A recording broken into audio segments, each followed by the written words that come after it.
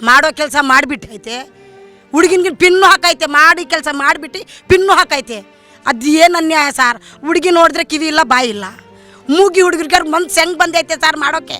ಹೋಗಿ ನೋಡುವಾಗ ನನ್ನ ಮಗಳೇ ಕಾಣಿರೋದು, ನನ್ನ ಮಗಳಿಗೆ ಕಾಣಿರೋ ಚೆನ್ನಾಗಿ ತಲೆಬುಡೆ ಮೇಲೆ ಹೊಡೆದು, ಹಿಂದ್ಗಡೆ ಹೊಡೆದು, ಕಾಲು ಮುರಿದು ಎಲ್ಲ ಎಳ್ಕೊಂಡು ಹೋಗಿರೋದು. ಹಿಂದ್ಗಡೆ ಎಲ್ಲ ಆ ಜಲ್ಲಿ ಮೇಲೆ ಎಲ್ಲ ಎಳ್ಕೊಂಡೋಗಿ ಅಲ್ಲಿ ಹಾಕಿರೋದು. ಅವಳ ನೋವು ತಡ್ಕೊಳಾಗಿರೋ ಎಲ್ಲ ಎಲೆ ಗಿಲೆ ಕಿತ್ಕೊಂಡು. ಅವರು ನಮ್ಮ ಕಂಪ್ಲೇಂಟ್ ಎತ್ಕೊಂಡಿದ್ದಿದ್ರೆ ರಾತ್ರಿ ನಮ್ಮ ಜೊತೆ ಬರ್ತಾ ಇದ್ದಿದ್ದಿದ್ರೆ ಈ ಥರ ಬರ್ತಾ ಇಲ್ಲ ಸರ್. ನಮ್ಮ ಹುಡುಗಿ ನಮಗೆ ಸಿಗ್ತಾ ಇದ್ದಿದ್ದು, ನಮ್ಮ ಜೊತೆಗೆ ಅವ್ರು ಬರಬೇಕಿತ್ತು ಸರ್. ಯಾಕೆ ಬಂದಿಲ್ಲ ಅವ್ರು ನಮ್ಮ ಜೊತೆಗೆ? ಸುಳಿನೇ ಸಿಗಬಾರ್ದು ಅಂತ ಆ ಥರ ಮಾಡವ್ರೆ ಸರ್.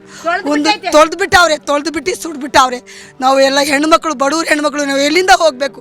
ಇಂಥ ಹೆಣಾಗಿ ಬಿದ್ದಿದ್ರೆ ನಾವು ಹೇಳ್ಬೇಕು, ಮುಚ್ಚಿಬಿಡು ಅದನ್ನ, ಪೇಪರಲ್ಲಿ ಮುಚ್ಚಿಬಿಡು, ಅದೆಲ್ಲ ಮುಚ್ಚಿಬಿಡಿ, ಸಾಯಿಸಿಲ್ಲ ಅಂತ ಅಲ್ಲಿ ಆ ಕಡೆ ಹಾಕವ್ರೆ ಅಂತ ಹೇಳ್ಬಿಡು ಅಂತ ಹೇಳಿದ್ರು ಸರ್. ಅವರು ಎಲ್ಲ ಆ ಥರ ಹೇಳಿದ್ರೆ ನಾವು ಏನು ಮಾಡಬೇಕು ಸರ್? ನಾವು ಹೆಣ್ಮಕ್ಳು, ನಾವು ಎಲ್ಲಿಂದ ಹೋಗ್ಬೇಕು? ನಾವು ಆ ಟೈಮಲ್ಲಿ 4 ಟೈಮ್ ಕರೆಂಟ್ ಹೋಗಿದೆ. ಇದುವರೆಗೂ ಯಾರು ಇದನ್ನು ಕಿವಿಗೆ ಹಾಕ್ಕೊಂತಿಲ್ಲ. ಕಿರ್ಚಾಡಿ ಹೇಳ್ತಿದ್ವಿ ಸರ್, ನಮ್ಮೂರಲ್ಲಿ ಕರೆಂಟ್ ಸಮಸ್ಯೆ ಇದೆ, ಅನೇಕ ರೀತಿಯ ಸಮಸ್ಯೆಗಳು, ಇಲ್ಲಿ ಬಂದು ಯಾರೂ ಪರಿಹಾರ ಕೊಡ್ತಿಲ್ಲ. 4 ದಿನ ಆಗಿದೆ. ಮಹಿಳಾ ಆಯೋಗದ ಅಧ್ಯಕ್ಷರು ಏನು ಮಾಡ್ತಾ ಇದ್ದೀರಾ ನೀವು? ಎಲ್ಲಿ ನಿಂತ್ಕೊಂಡು ರೀಲ್ಸ್ ಮಾಡ್ತಾ ಇದ್ದೀರಾ? ಎಲ್ಲಿ ಹೋಗ್ತಾ ಇದ್ದೀರಾ? CT ರವಿ ಬರ್ತಾರೆ, ತೇಜಸ್ವಿ ಸೂರ್ಯ ಬರ್ತಾರೆ, ಬಸವರಾಜ್ ಯತ್ನಾಳ್ ಅವ್ರು ಬರ್ತಾರೆ, ಇನ್ನು ಯಾರ್ಯಾರೋ BJPಯ ನಾಯಕರುಗಳು ಬಂದು ಇವರು ಹಿಂದೂ ಸಂಸ್ಕೃತಿಯನ್ನು ನಾಶ ಮಾಡ್ತಾ ಇದ್ದಾರೆ, ಹಿಂದೂ ಹೆಣ್ಣು ಮಕ್ಕಳ ಅತ್ಯಾಚಾರ ಆಗ್ತಾ ಇದೆ, ಹಿಂದೂ ಹೆಣ್ಣುಮಕ್ಳ ಮೇಲೆ ಕೊಲೆ ಆಗ್ತಾ ಇದೆ ಅಂತ ಪ್ರತಿಪಾದನೆ ಮಾಡಿ ಭಾಳ ಅಗ್ರೆಸಿವ್ ಆಗಿ ಇಡೀ ದೇಶ ರಾಜ್ಯ ಗಮನವನ್ನು ಸೆಳೆಯುವಂಥದ್ರ ಕಡೆ ಇವರು ನಾಟಕೀಯ ಬೆಳವಣಿಗೆ ಮಾಡ್ತಾರಲ್ಲ. ಇದೇ ಈ ಗ್ರಾಮದ ಒಂದು 16 ವರ್ಷದ ಬಾಲಕಿ, ಇವಳಿಗೇನು ಕೂಡ ಅಕ್ಕಿಪಿಕ್ಕಿ ಸಮುದಾಯ ಆದರೂ ಕೂಡ ಹಿಂದೂ ಅಲ್ವೇ? ಭಾನುವಾರ ಮದರ್ಸ್ ಡೇ ಅಂತೆ ಸರ್. ಮದರ್ಸ್ ಡೇಗೆ ಅವಳು ಫಂಕ್ಷನ್ಗೆ ಫಸ್ಟ್ ನಾವು ಹೋಗಿದ್ರು. ಫಂಕ್ಷನ್ಗೆ ಹೋಗ್ಬಿಟ್ಟು ಆಟ ಆಡಿ, ಕುಣ್ಸಾಡಿ, ತಿನ್ನಿಸಿ ಉಣ್ಸಿ ಕರ್ಕೊಬಂದೆ. ಅವಾಗ ಏನು ಮಾಡಿಬಿಟ್ಟೆ, ಭಾನುವಾರ ಮಾಂಸ ತಗೊಬಂದರು ನಮ್ಮ ಅಳಿಯ. ಹೋಗಿ ಮಾಂಸ ತಂದು ಬರೋವಾಗ ನಾನು 5 ಗಂಟೆಗಂದರೆ ನನ್ನ ಮನೆ ಕಡೆ ಬಂದುಬಿಟ್ಟೆ. ಆಟ ಆಡ್ತಾಯಿದ್ದಾರೆ ಅಂತ ನನ್ನ ತಮ್ಮನ ಬೀದಿಲಿ ಆಟ ಆಡ್ತಾಯಿದ್ದರು. ನನ್ನ ಮನೆ ಕಡೆ ಅಡುಗೆ ಮಾಡಿ ಬಾಣಂತ ಇದ್ಲು ಒಂದು ಮಗಳು, ಮೂಗಿ. ಅವಳು ಮೂಗಿನೇ, ಕಿವಿ ಕೇಳೋಲ್ಲ, ಮಾತು ಬರೋಲ್ಲ. ಮನೆಗೆ ಬಂದು ಅಡುಗೆ ಮಾಡಿ ಕೊಟ್ಟ ಅಷ್ಟರಲ್ಲಿ 8 ಗಂಟೆ ರಾತ್ರಿ ಆಯಿತು. ನನ್ನ ತಮ್ಮನ ಬೀದಿಗೆ ಹೋದರೆ ಅಲ್ಲಿ ಕೇಕ್ ಕಟ್ ಮಾಡ್ತಾಯಿದ್ರು ಅವ್ರನ್ನು. ಅದರಲ್ಲಿ ಮರ್ತೋಗ್ಬಿಟ್ಟವ್ರೆ, ಗಮನ ಆಗಿಲ್ಲ, ಅದು ಮರ್ತೋಗ್ಬಿಟ್ಟು ಆಮೇಲೆ ಅದೆಲ್ಲ ಕ್ಲಿಯರ್ ಆಗಿದ್ಮೇಲೆ ನನ್ನ ತಮ್ಮನಿಗೆ ಹೇಳಿದೆ, ನಮ್ಮ ಅತ್ತಿಗೆಗೆ ನನ್ನ ತಮ್ಮನಿಗೆ ಹೇಳಿದೆ, ಮಗಳು ಬಂದಿಲ್ಲ, ಹುಡ್ಕಾನ ನಡಿ ಅಂತ. ಬೀದಿ ಬೀದಿ ಬೀದಿ ಬೀದಿ ಬೀದಿ ಬೀದಿ ಹುಡುಕಿದ್ರು. ಬೀದಿ ಬೀದಿ ಹುಡ್ಕೋವಾಗ ಸಿಕ್ಕಿಲ್ಲ. ಆಮೇಲೆ ಏನಾಯಿತು, ಈ ಕಾಂಪೌಂಡ್ ಎಲ್ಲ ವಿಡಿಯೋ ಎಲ್ಲ ಹುಡ್ಕೋಕೆ ಶುರು ಮಾಡಿಬಿಟ್ಟೆ. ಕಣ್ಮಿಣಿಕಿ ವಿಡಿಯೋ ಎಲ್ಲ ಹುಡ್ಕಾಡ್ತಾ ಇದ್ದೆ. ಹುಡುಕಿ 12 ಗಂಟೆ ಆಯ್ತು ಅಣ್ಣ. 12 ಗಂಟೆಗೆ ನನ್ನ ತಮ್ಮ ಹೇಳ್ದ, ಟೇಷನ್ಗೆ ಹೋಗು. ಟೇಷನ್ ಹತ್ರ ಹೋಗಿ ಕಂಪ್ಲೇಂಟ್ ಕೊಟ್ಟಿಕ. ಟೇಷನ್ ಹತ್ರ ಹೋಗೋವಾಗ 1 ಗಂಟೆ ರಾತ್ರಿ ಆಯಿತು. ಸರ್, ನಮ್ಮ ಹುಡುಗಿ ಕಾಣೆಯಾಗಿದೆ ಸರ್. ಈ ಹುಡುಗಿ ಅಂದರೆ ಫೋಟೋ ತಗೊಂಡ್ರು. ಫೋಟೋ ತಗೊಬಿಟ್ಟು, ಅಮ್ಮ ಬೆಳಗ್ಗೆ ಬಾ ಅಮ್ಮ, ನಾವು ಬರ್ತೀರಿ, ರಾತ್ರಿ ಪೊಲೀಸ್ಗೆ ಕರೆಸ್ತೀನಿ ಅಂತ ಹೇಳಿ ಅವ್ರು ಕಳಿಸಿಲ್ಲ. ಪೊಲೀಸವ್ರು ಬಂದಿಲ್ಲ, ನಾವು ಬಂದಿಲ್ಲ. ನಾನು ಬೆಳಗ್ಗೆ ಆಗೋವರೆಗೂ ಹುಡುಗರಿಗೆ, ನಮ್ಮ ತಂದಿರಿಗೆ ಎಲ್ಲರಿಗೆ ಹುಡ್ಕೋದು ಶುರು ಮಾಡಿಸ್ಬಿಟ್ಟೆ. ಕಾಣಲಿಲ್ಲ. ಇಲ್ಲೇ ನಾನು ಮಲ್ಕೊಬಿಟ್ಟೆ, ರೋಡ್ ಮೇಲೆ ಮಲ್ಕೊಬಿಟ್ಟು ಬೆಳಗ್ಗೆ 7 ಗಂಟೆಗೆ ಅಂದರೆ ಯಾರೋ ಬಿದ್ದೈತೆ, ಬಂದು ನೋಡಿ ಅಮ್ಮ, ಅದು ನಿನ್ನ ಮಗಳ ಇಲ್ಲ ಬೇರೆಯವ್ರದ ಅಂತ ಹೋಗಿ ನೋಡುವಾಗ ನನ್ನ ಮಗಳೇ ಕಾಣಿರೋದು. ನನ್ನ ಮಗಳಿಗೆ ಕಾಣಿರೋದು. ಚೆನ್ನಾಗಿ ತಲೆಬುಡೆ ಮೇಲೆ ಹೊಡೆದು, ಹಿಂದ್ಗಡೆ ಹೊಡೆದು, ಕಾಲು ಮುರಿದು ಎಲ್ಲ ಎಳ್ಕೊಂಡು ಹೋಗಿರೋದು. ಹಿಂದ್ಗಡೆ ಎಲ್ಲ ಆ ಜಲ್ಲಿ ಮೇಲೆ ಎಲ್ಲ ಎಳ್ಕೊಂಡೋಗಿ ಅಲ್ಲಿ ಹಾಕಿರೋದು. ಅವಳ ನೋವು ತಡ್ಕೊಳಾಗಿರೋ ಎಲ್ಲ ಎಲೆ ಗಿಲೆ ಕಿತ್ಕೊಂಡು. ಅವರು ನಮ್ಮ ಕಂಪ್ಲೇಂಟ್ ಎತ್ಕೊಂಡಿದ್ದಿದ್ರೆ ರಾತ್ರಿ ನಮ್ಮ ಜೊತೆ ಬರ್ತಾ ಇದ್ದಿದ್ದಿದ್ರೆ ಈ ಥರ ಬರ್ತಾ ಇಲ್ಲ ಸರ್. ನಮ್ಮ ಹುಡುಗಿ ನಮಗೆ ಸಿಗ್ತಾ ಇದ್ದಿದ್ದು, ನಮ್ಮ ಜೊತೆಗೆ ಅವ್ರು ಬರಬೇಕಿತ್ತು ಸರ್. ಯಾಕೆ ಬಂದಿಲ್ಲ ಅವ್ರು ನಮ್ಮ ಜೊತೆಗೆ? ಏನಕ್ಕೆ ಬರ್ತಿಲ್ಲ ಸರ್ ನಮ್ಮ ಜೊತೆಗೆ? ನಾವು ಏನು ನಿಮಗೆ ಅನ್ಯಾಯ ಮಾಡಿದ್ದೀರಾ? ಇಲ್ಲ ನಿಮಗೆ ನಾವು ಏನು ಮಾಡಿದ್ದೀರಿ? ನಾವು ಅತಿ ಬಡವ್ರಿಗೆ ನಮ್ಮ ಜೊತೆಗೆ ನೀವು ಬಂದಿದ್ದಿದ್ರೆ ಈ ಹೆಣ್ಣು ಮಗು ಎಲ್ಲಿದ್ದರೆ ನಮಗೆ ಕರ್ಕೊಂಡು ಬರ್ತಾಯಿದ್ದಿದ್ದು. ನೀವು ಬಂದಿಲ್ಲ. ನೀವು ಬೆಳಗ್ಗೆ ಬರ್ರಮ್ಮ ಅಂತ ಹೇಳಿ ಯಾಕೆ ನಮಗೆ ಕಳಿಸ್ಕೊಟ್ಟಿದ್ದೀರಾ? ಬೆಳಗ್ಗೆದಲ್ಲಿ 7 ಗಂಟೆ ಅಂದರೆ ನಮ್ಮ ಹುಡುಗನಿಗೆ ಡೆಡ್ ಬಾಡಿ ಬಿದ್ದೈತಲ್ಲ, ಅದನ್ನು ತುಂಬ ಚಿತ್ರಹಿಂಸೆ ಮಾಡೈತೆ. ಮಾಡೋ ಕೆಲಸ ಮಾಡಿಬಿಟ್ಟೈತೆ. ಹುಡುಗಿನ್ಗೆ ಪಿನ್ನು ಹಾಕೈತೆ, ಮಾಡಿ ಕೆಲಸ ಮಾಡಿಬಿಟ್ಟು ಪಿನ್ನು ಹಾಕೈತೆ. ಅದು ಏನು ಅನ್ಯಾಯ ಸರ್? ಹುಡುಗಿ ನೋಡಿದ್ರೆ ಕಿವಿ ಇಲ್ಲ ಬಾಯಿ ಇಲ್ಲ, ಮೂಗಿ ಹುಡುಗರಿಗೆ ಮನ್ಸು ಹೆಂಗೆ ಬಂದೈತೆ ಸರ್ ಮಾಡೋಕ್ಕೆ? ಸುಳಿನೇ ಸಿಗಬಾರ್ದು ಅಂತ ಆ ಥರ ಮಾಡವ್ರೆ ಸರ್. ಒಂದು ತೊಳೆದು ಬಿಟ್ಟು ಸುಡ್ಬಿಟ್ಟವ್ರೆ. ನಾವು ಎಲ್ಲ ಹೆಣ್ಮಕ್ಳು, ಬಡವ್ರು ಹೆಣ್ಮಕ್ಳು, ನಾವು ಎಲ್ಲಿಂದ ಹೋಗಬೇಕು? ಇಂಥ ಹೆಣ ಆಗಿ ಬಿದ್ದಿದ್ರೆ ನಾವು ಹೇಳ್ಬೇಕು, ಮುಚ್ಚಿಬಿಡು ಅದನ್ನು ಪೇಪರಲ್ಲಿ ಮುಚ್ಚಿಬಿಡು, ಅದೆಲ್ಲ ಮುಚ್ಚಿಬಿಡಿ, ಸಾಯಿಸಿಲ್ಲ ಅಂತ ಅಲ್ಲಿ ಆ ಕಡೆ ಹಾಕವ್ರೆ ಅಂತ ಹೇಳ್ಬಿಡು ಅಂತ ಹೇಳಿದ್ರು ಸರ್ ಅವರು ಎಲ್ಲ. ಆ ಥರ ಹೇಳಿದ್ರೆ ನಾವು ಏನು ಮಾಡಬೇಕು ಸರ್? ನಾವು ಹೆಣ್ಮಕ್ಳು ನಾವು ಎಲ್ಲಿಂದ ಹೋಗ್ಬೇಕು? ನಾವು ಕೂಲಿ ಮಾಡಿದ್ರೆ ತಿಂತೀವಿ, ಕೂಲಿ ಮಾಡಲಿ ಅಂದರೆ ಸಿಕ್ಕೋದಿಲ್ಲ ಸರ್. ಒಂದು ತುತ್ತು ಊಟಕ್ಕೂ ನಾವು ಕೂಲಿನೇ ಮಾಡಿ ತಿಂತೀವಿ, ಎಲ್ಲೂ ನಮ್ಮ ಕೂಲಿ ಹೋದ್ರೆ ನಾವು ಸಿಗೋದು. ಅಷ್ಟ್ನಲ್ಲಿ ಈ ಥರ ಮಾಡಿದ್ರೆ ಹೆಂಗೆ ಸರ್ ನಾವು ಹೋಗೋದು ಬದುಕೋದು? ಹೋಗೋ ದಾರಿನಲ್ಲಿ ಬರೋ ದಾರಿ ನಾವು ಕೂಲಿಗೂ ನಾವು ಹೋಗ್ತೀವಿ, ಅದನ್ನು ಭಯ ಪಡ್ಕೊಂಡು ನಾವು ಇದ್ದೀನಿ. ಇವಾಗ 2 ತಿಂಗಳು ರಜೆ ಇಲ್ಲ ಸರ್ ನಮಗೆ, ಬೇಸಿಗೆ ರಜೆ. ಉಗಾದಿ ಹಬ್ಬ ಹೋಗಿದ್ರೆ ಬೇಸಿಗೆ ರಜೆ ಹಾಕುತ್ತೆ. ಅದರದಲ್ಲಿ ನಮ್ಮ ಹುಡುಗಿನಿಗೆ ಕರ್ಕೊಂಡು ಬಂದೈತೆ, ಕರ್ಕೊಂಡು ಹೋಗ್ರಮ್ಮ ಅಂತ ಹೇಳಿ ಕರ್ಕೊಂಡು ಬಂದೈತೆ. ಹುಡುಗಿ 1 ತಿಂಗಳಿಂದ ಇದ್ದು ಆರಾಮಾಗಿ ಕುಣಿಯೋರು ಹುಡುಗಿ, ಏನು ಅದು ಹೆಚ್ಚು ಕಡಿಮೆ ಆಟ ಆಡೋಕ್ಕೆ ಹೊಂಟೋಗ್ಬಿಟ್ಟೈತೆ. ಆಟ ಆಡೋ ಹೋಗೋ ಟೈಮ್ಗೆ ಎತ್ಕೊಂಡಿದ್ದು ಸರ್ ಇದು. ಅದೇ ನಮಗೇನೆ ಅದೂ ಇಷ್ಟೂ ಗಮನ ಬರ್ತಾಯಿಲ್ಲ ಸರ್. ಆಟ ಆಡೋ ಜ್ಞಾನ ಆ ಹುಡುಗಿ ಎಲ್ಲಿ ಹೋಗೈತೆ ಅಷ್ಟೇ ಆಟ ಆಡೋಕ್ಕೆ, ಅಲ್ಲಿಂದನೇ ಹುಡುಗಿನಿಗೆ ಕಾಣೆ ಮಾಡಿರೋದು, ಅಲ್ಲಿಂದ ಸಿಗ್ತಾ ಇಲ್ಲ ಸರ್. ನಮಗೆ ಆ ಪೊಲೀಸವರು ಇವಾಗ ನ್ಯಾಯ ದೊರಕೊಂಡು ಕೊಡ್ತಾ ಇಲ್ಲ.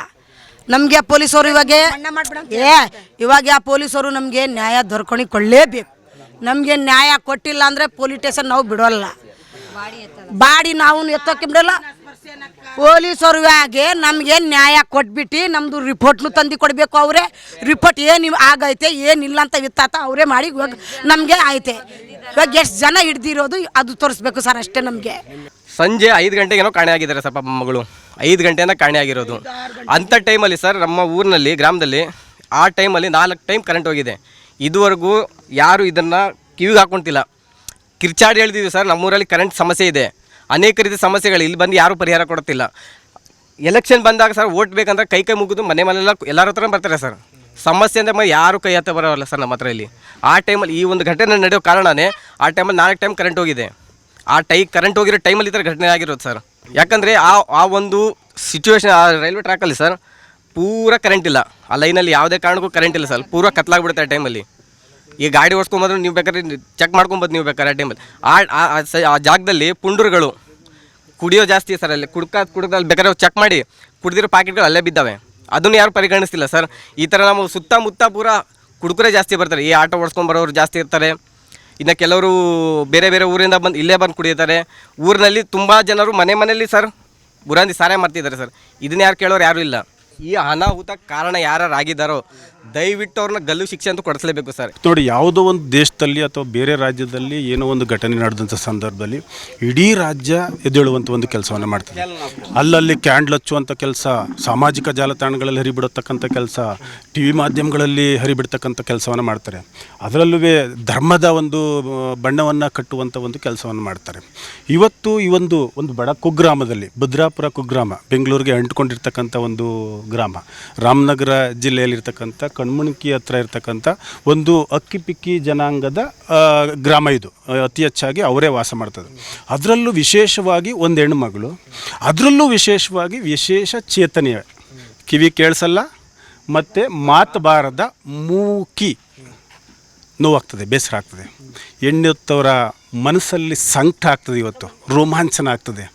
ಏನಪ್ಪ ಈ ಒಂದು ಕಾನೂನು ಈ ರೀತಿ ಬಂದುಬಿಡ್ತಾ, ಉಳ್ಳವರಿಗೆ ಒಂದು ಕಾನೂನು, ಇಲ್ಲದೆ ಹೋದವ್ರಿಗೆ ಕಾನೂನೇ ಇಲ್ವಾ? ಕಠಿಣ ಕಾನೂನುಗಳು ಇಲ್ವಲ್ಲ. ಈ ಒಂದು ಇನ್ಸಿಡೆಂಟ್ ಆಗಿ ಈ ಘಟನೆ ನಡೆದು 4 ದಿನ ಆಗಿದೆಯಂತೆ. 4 ದಿನ ಆದ್ರೂ ಬಾಡಿ ಮೃತ ಶರೀರ ವಾಸನೆ ಬರ್ತಾ ಇದೆ. ಇನ್ಯಾವುದಾರ ಆದರೆ ತಕ್ಷಣ 1 ಗಂಟೆ ಒಳಗಡೆ ವಿಶೇಷ ತನಿಖಾ ತಂಡಗಳನ್ನು ರಚನೆ ಮಾಡಿ, ವಿಶೇಷವಾದ ತಂಡಗಳನ್ನು ರಚನೆ ಮಾಡಿ ಆರೋಪಿಗಳನ್ನು ಬೆನ್ನಟ್ಟಿ ವಶಪಡಿತಕ್ಕಂಥ ಒಂದು ಕೆಲಸ ಆಗ್ತಿತ್ತು. ಈ ಒಂದು ಪ್ರಕರಣ ನಡೆದು 4 ದಿನ ಆಗಿದೆ, ಆದ್ರೂ ಸಹ ಈ ಪೊಲೀಸರು ಯಾವುದೇ ರೀತಿಯಾದಂತಹ ತನಿಖೆಗಳು ಈಗ ಚುರುಕುಗೊಳಿಸ್ತಾ ಇದ್ದಾರೆ. ಯಾಕೆ ಅಂದರೆ ಎಲ್ಲ ಸಂಘ ಸಂಸ್ಥೆಗಳು ಬಂದು ಈ ತಾಯಿಯ ಒಂದು ಹಳನನ್ನ ಕೇಳ್ತಾ ಇರೋ ಒಂದು ಕಾರಣಕ್ಕೋಸ್ಕರ ಈ ಪೊಲೀಸರು ಕೇಸನ್ನು ದಾಖಲೆ ಮಾಡ್ಕೊಂಡಿದ್ದಾರೆ. ಆ ಕೇಸಲ್ಲೂ ಸಹ ಏನೋ ಒಂದು ತನ್ನ ಮಗಳಿಗೆ ಅತ್ಯಾಚಾರ ಆಗಿ ಕಚ್ಚಿ ಸಾಯಿಸಿದ್ದಾರೆ ಅಂತ ಹೇಳಿದ್ರೂ ಸಹ ತಾಯಿನೂ, ಆದರೆ ಪೊಲೀಸವರು ಬರೀ ಕಾಣೆಯಾಗಿದ್ದಾರೆ ಅನ್ನುವಂತಹ ಒಂದು ವಿಚಾರವನ್ನು ಇಟ್ಕೊಂಡು ದಾಖಲೆ ಮಾಡಿದ್ದಾರೆ. ಈಗ ಇನ್ನೇನು ಕೆಲವೇ ನಿಮಿಷಗಳಲ್ಲಿ, ಕೆಲವೇ ಗಂಟೆಗಳಲ್ಲಿ ಆ ದೇಹವನ್ನು ಸಹ ಇನ್ನು ಸುಡುವಂಥ ವ್ಯವಸ್ಥೆನೂ ಸಹ ಮಾಡ್ತಾ ಇದ್ದಾರೆ. ಸೊ ನಾನು ಹೇಳ್ತಾ ಇರೋದೇನೆಂದರೆ, ಕರ್ನಾಟಕದಲ್ಲಿ ಇನ್ನೂ ಎಷ್ಟು ಅತ್ಯಾಚಾರ ಪ್ರಕರಣಗಳು ಈ ರೀತಿ ಆಗಬೇಕಾಗಿದೆ. ಆ ಮಹಿಳಾ ಸಚಿವರು, ಮಹಿಳಾ ಆಯೋಗ, ನಿಜವಾಗಿಯೂ ಮಹಿಳಾ ಆಯೋಗ ಇದೆಯಾ, ಬದುಕಿದೆಯಾ? ಆ ಅಧ್ಯಕ್ಷರು ನಿಜವಾಗ್ಲೂ ಹೆಣ್ಣು ಮಕ್ಕಳ ಪರವಾಗಿ ಇದ್ದಾರಾ, ಇಲ್ಲ ಬರೀ ಸರ್ಕಾರದ ಈಗಿನ ಆಡಳಿತ ವ್ಯವಸ್ಥೆಗಳ ಪರವಾಗಿದ್ದಾರಾ, ಇಲ್ಲ ಮಹಿಳೆಯರ ಪರವಾಗಿದ್ದಾರಾ, ಈ ಒಂದು ಕುಟುಂಬದ ಪರವಾಗಿದ್ದಾರಾ? ಯೋಚನೆ ಮಾಡಿ. ಈ ಕ್ಷಣ ಬರಬೇಕಾಗಿತ್ತು. ಈ ಪ್ರಕರಣ ನಡೆದು 4 ದಿನ ಆಗಿದೆ. 4 ದಿನ ಆಗಿದೆ. ಮಹಿಳಾ ಆಯೋಗದ ಅಧ್ಯಕ್ಷರು ಏನು ಮಾಡ್ತಾ ಇದ್ದೀರಾ ನೀವು? ಎಲ್ಲಿ ನಿಂತ್ಕೊಂಡು ರೀಲ್ಸ್ ಮಾಡ್ತಾ ಇದ್ದೀರಾ? ಎಲ್ಲಿ ಹೋಗ್ತಾ ಇದ್ದೀರಾ? ಈ ತಾಯಿಯ ಅಳುನ ಕೇಳ್ಕೊಂಡು ಬರಬೇಕು, ಬಂದು ಸಾಂತ್ವನಾದರೂ ಹೇಳಬೇಕಲ್ಲ. ಎಷ್ಟು ನೋಡಿ, ಎಷ್ಟು ನಾನು ಒಂದು ಹೆಣ್ಣಾಗಿ ಅತ್ಯಾಚಾರ ಆಗಿರುವಂತಹ ಒಂದು ದೇಹ ಅಲ್ಲಿ ಅನಾಥವಾಗಿ ಬಿದ್ದಿದೆ. ತಾಯಿ ಇಲ್ಲಿದ್ದಾರೆ, ಇಲ್ಲಿ ಗ್ರಾಮಸ್ಥರೆಲ್ಲ ಇಟ್ಕೊಂಡು ಅಳುತ್ತಾ ಇದ್ದಾರೆ. ಇಲ್ಲಿನ ಒಂದು MLA ಬಂದಿಲ್ಲ, ಇಲ್ಲಿನ ಒಂದು ಮುಖ್ಯಸ್ಥರು ಬಂದಿಲ್ಲ ಅಂದರೆ ಏನು? ಹೆಣ್ಮಕ್ಳಿಗೆ ನೀವು ಇನ್ನೆಷ್ಟು ಮರ್ಯಾದೆ ಕೊಡ್ತಾ ಇದ್ದೀರಾ? ಎಷ್ಟು ಒಂದು ನೀವು ಯಾಕೆ ಸ್ವಾಮಿ ಹೆಣ್ಮಕ್ಳನ್ನ ಪೂಜೆ ಮಾಡ್ತೀರಾ, ಪುನಸ್ಕಾರ ಮಾಡ್ತೀರಾ, ದೇವಸ್ಥಾನಗಳ ಕಟ್ತೀರಾ? ದಿನಕ್ಕೊಂದು, ತಿಂಗಳಿಗೊಂದು, ವಾರಕ್ಕೊಂದು ಅತ್ಯಾಚಾರ ಪ್ರಕರಣಗಳು ದಿನ ಇನ್ನೂ ಹೆಚ್ಚಾಗ್ತಿದೆ. ಆದರೆ ನಮಗೆ ಗಮನಕ್ಕೆ ಬಂದಿದ್ದು ಬೆಳಗ್ಗೆ ಇನ್ನೂ ದಫನ್ ಆಗಿಲ್ಲ. ಸರಿಯಾದ ರೀತಿಯಲ್ಲಿ ಅದು ಅತ್ಯಾಚಾರನ ಇಲ್ವಾ ಅಥವಾ ಮಾಮೂಲಿ ಕೊಲೆನ ಅನ್ನೋದು ಇನ್ನೂ ಕೂಡ ಕನ್ಫರ್ಮ್ ಆಗಿಲ್ಲ ಅನ್ನೋ ಥರದ ಒಂದು ಗೊಂದಲದ ವಾತಾವರಣ ಇತ್ತು.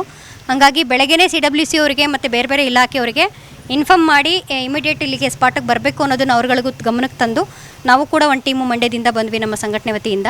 ಸೊ ಈಗ ಬೇರೆ ಬೇರೆ ಇಲಾಖೆಯವರೆಲ್ಲ ಬಂದು ಹೋಗಿದ್ದಾರೆ. ನಾವು ಪೊಲೀಸವ್ರ ಹತ್ರ ಮಾತಾಡಿದಾಗ ಬಂದಂಥ ಮಾಹಿತಿ, ಇನ್ನೂ FIR ಕಾಪಿ ಬರಬೇಕಿದೆ ಅಲ್ಲ, ಏನು ಪೋಸ್ಟ್ಮಾರ್ಟಮ್ ರಿಪೋರ್ಟ್ ಬರಬೇಕಾಗಿದೆ. ಪೋಸ್ಟ್ಮಾರ್ಟಮ್ ರಿಪೋರ್ಟ್ ಬಂದ ನಂತರದಲ್ಲಿ ಅದು ಅತ್ಯಾಚಾರನ ಅಲ್ವಾ ಅನ್ನೋದು ಸಾಬೀತಾಗುತ್ತೆ.